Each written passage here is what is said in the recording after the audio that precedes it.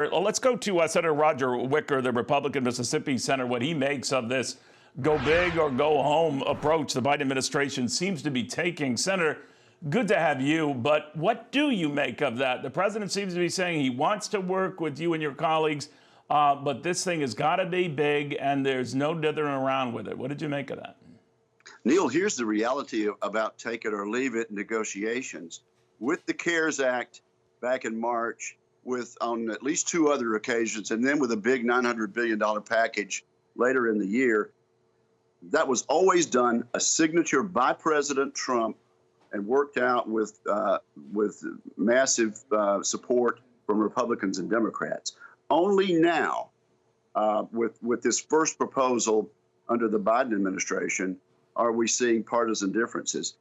This group of 10 that met with the president were exactly the type of people to get another almost unanimous or hugely bipartisan agreement. And it really seemed like the president's team, the White House staff, dug in and were adamant in saying, no, it's our way or the highway.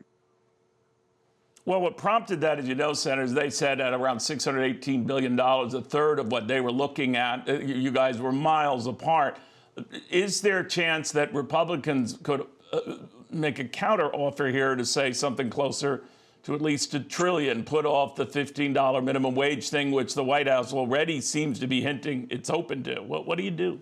I think we're less and less likely to get a deal now. You know, we had the vote-a-rama really? Lasted all night on Thursday night, and really it smoked the Democrats out on what they're looking for. What they really want to do is chip away at the Trump tax cuts that have been so successful.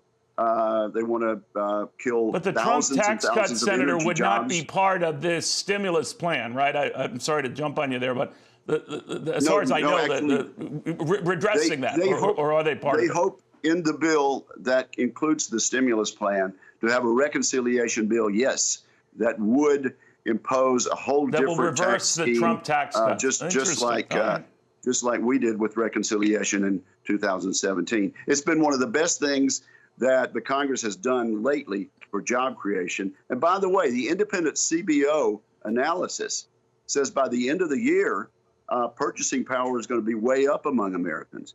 And at the same time, Democrats are proposing to give $2,000 checks to families that make over $300,000 a year, to families that have not lost a paycheck. And so our argument is, let's target the relief. We'll vote for another COVID relief package, but let's make it targeted, and let's be mindful of what President Obama's Treasury Secretary said. Larry Summers says checks this size, when the economy is already recovering, can be inflationary. So we have the bipartisan argument on our side to go slow and also just to reopen this government.